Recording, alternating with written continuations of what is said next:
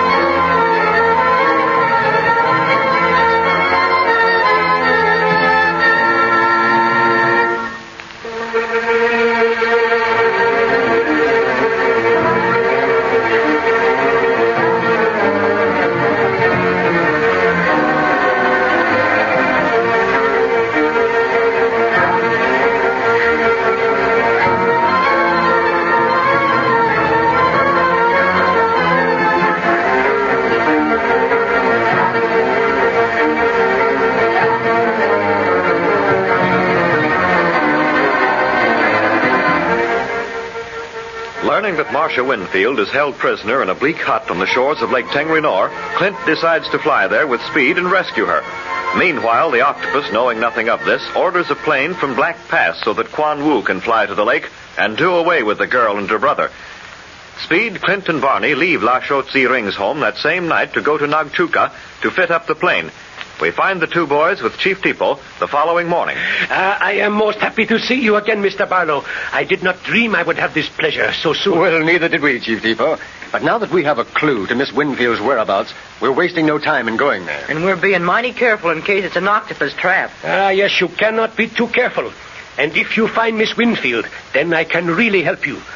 We shall lose no time in capturing this monster. We got an idea that he's up to something right now, Chief. Guys with torches was going up and down the foot trail leading to his castle last night. We didn't have time to see what was going on, but when I go back to C-Ring's house, I'm sure going to find out. And we're going to keep in touch with Barney by shortwave, Chief Tipo. Mr. C-Ring's installing a portable set in his house right this minute, I guess. He said he was going to. Yes, if you want to talk to us, be sure and go there, Chief Tipo. We have a set in our plane, you know. Excellent, excellent. How is the condition of your plane? Swell. I've been working on her all night, going over every inch of her, and she's raring to go, thanks to your cooperation, Chief. You cleared away all the red tape that might have tied up this flight. Oh, why, it was nothing, Mr. Dunlap. Who is there? It's Bob Gilmore. Bob Gilmore. Well, I'll sure be glad to see him again. I'll open the door. Very well, Speed. Hi, Bob.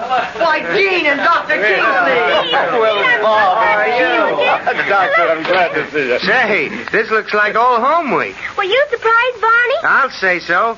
We was asking about you, Gene, but Chief Tipo didn't say you was coming to see us. Well, we wouldn't miss this for the world, boys.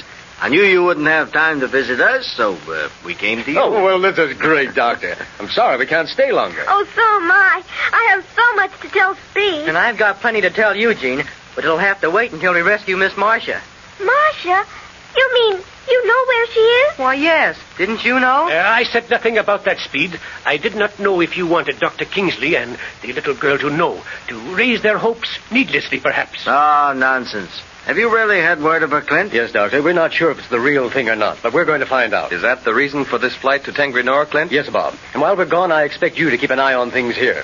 Now, Barney will remain on the outskirts of Lhasa, and I'll leave his address with you. If you need his help or he should call on you, we'll stand ready. You bet. I've been aching to do something. Huh. You should have been with us. We was always doing something. Yeah, the octopus even kidnapped Barney, we think. You think? What do you mean? Barney couldn't remember anything when he came back. We found him wandering around the marketplace and lost in his pajamas.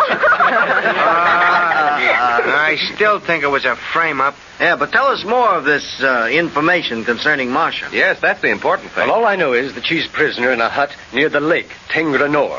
And Speed and I are going to fly up there and get her. Shouldn't take long, since it's only a little over 100 miles away.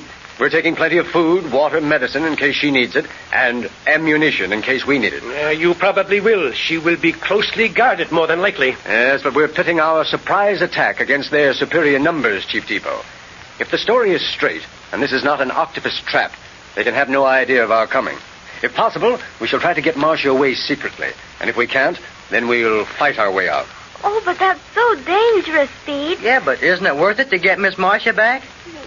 Yes, but... Oh, no, don't you worry about Speed, Gene. I'll take good care of him. Well, tell me, how soon are you pulling out, Clint? Well, as soon as I clear up a few last-minute things, Bob, I want to cable Chief Riley for one thing, telling him what we're about to do. Of course, the cable will be in code. Yeah, it'd never do for the Octopus to know what we was going to do. Well, we'd better get started then, huh, Clint? If we can take off before the afternoon wind starts up, it'll be a lot better. True, a lot better. It is going to be very difficult flying, Mr. Barlow. Oh, we're used to flying under all sorts of conditions, aren't we, Speed? You bet. Yeah, well, if you're going to send that cable to Chief Riley, let's get going, Clint. The longer you hang around, the more I want to go along. Let's go to the plane and get it over with. Come on, everybody. Let's step on it. Well. Say, your men have certainly taken good care of our plane, Chief Depot. It's in perfect shape. I hope so, Mr. Barlow. Should anything go wrong with the plane when you're over the Changtang, I fear for your lives. The brigands there are very fierce indeed. And we're not afraid of them, Chief Depot. Maybe we could get them to help us rescue Miss Marcia. Hey, now, don't depend on any brigands to side with you, Speed. If they help anybody besides themselves, it'd be the Octopus. Climb into the plane, Clint. I think you ought to take a last look before taking her off, just to make doubly sure you got everything you want. Okay, Barney. You come along, too. When you find Marcia, will you bring her back here, Speed? I think so, Gene. Clint said he didn't know of better hands to put her in than Dr. Kingsley's. Yes, the poor girl will probably need medical care. She'll be suffering from shock, if nothing else. I'd give anything to fly up to the lake with you, Speed, and dust off some of those gangsters myself.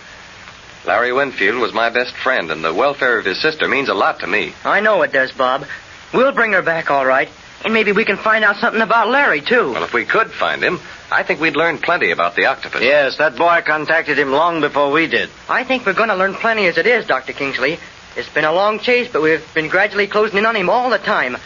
Yesterday, Clint sent some telephoto pictures to Chief Riley that I took of the Octopus. That you took? Sure. We got to see him in his Paul Mcnear disguise, you know. Well, those pictures, and now maybe rescuing Miss Marcia, ought to do some good. We ought to get some swell evidence against the Octopus. If you find Marcia, Speed, believe me, I'm going to waste no time in returning to America with Jean and that girl. Just waiting, not knowing her fate, has been awful. And I've always had the fear that the Octopus might try to kidnap Jean. I know, Dr. Kingsley. Well, everything seems to be all right. Yeah, everything's ship-shape, Speed. We'll take off pretty soon now. Yes, and I shall go to Mr. Searing's home as soon as I possibly can, Mr. Barlow. In that way, I shall know of your activities. Say, I've been thinking, Clint. Supposing the Octopus happens to overhear one of them shortwave conversations between your plane and the Searing house. He'll know why you're flying to Tengri North. But he won't overhear us, Barney, because he's going to think we're still at Mr. Searing's house. That's up to you to make him think that. He'll have no reason to try to tune in on us then. Hey, I don't want to be the goat. Maybe he won't believe me. He's naturally suspicious. Maybe he'll go right home and turn on his radio set, and he'll hear you talking. Then what? Barney's right, Speed. We'll have to word our messages so that if the Octopus should hear them, he'll not know our real purpose. Leave it to me, Barney. I'll watch that. Okay, and I'll do my part in trying to keep him away from his set. Don't worry. Can I go start up the motors, Clint? Oh, yes, Speed. Barney worked on them all night, but I'd kind of like to hear them turn over a few times. Can I come too, Speed? Sure. Come along. All right. Here.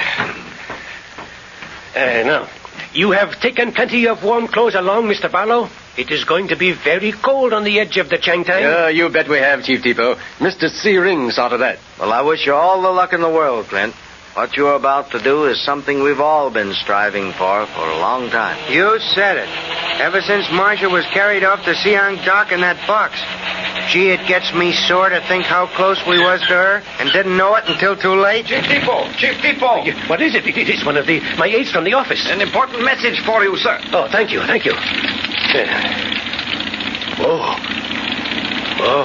This is bad. What is it, Tipo? Trouble in the U province near Lhasa. What kind of trouble? It seems that peasants are disappearing, yes, without leaving a trace. Good heavens, what can that mean? I do not know, Doctor.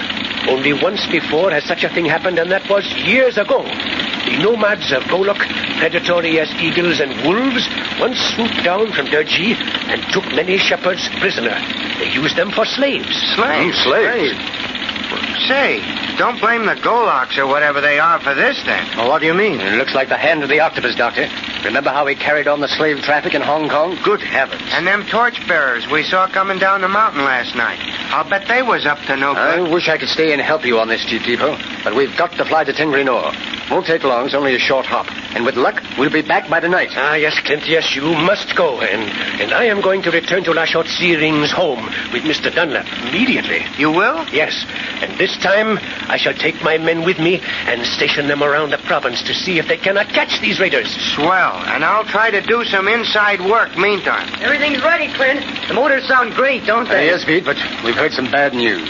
Shepherds are disappearing, and we think the octopus has begun his slave raids. Gee whiz, that's bad. Oh, dear. But don't you worry, Gene. We'll catch that guy this time. Everything's happening at once. We ought to draw one winning card out of the pack. You bet. Well, better get started, Speed. Now, you have full instructions, Barney? Yeah, Clint. And don't worry about me, but watch yourself. Good luck and happy landing. All right, thank you. So long, Barney. We'll keep in touch with you. So long, Gene. We'll bring back Miss Marcia. Oh, I hope so, Speed. Goodbye. Goodbye. Bye. Goodbye. Bye, Clint. Goodbye. Bye, Speed. Goodbye. There they go. Goodbye.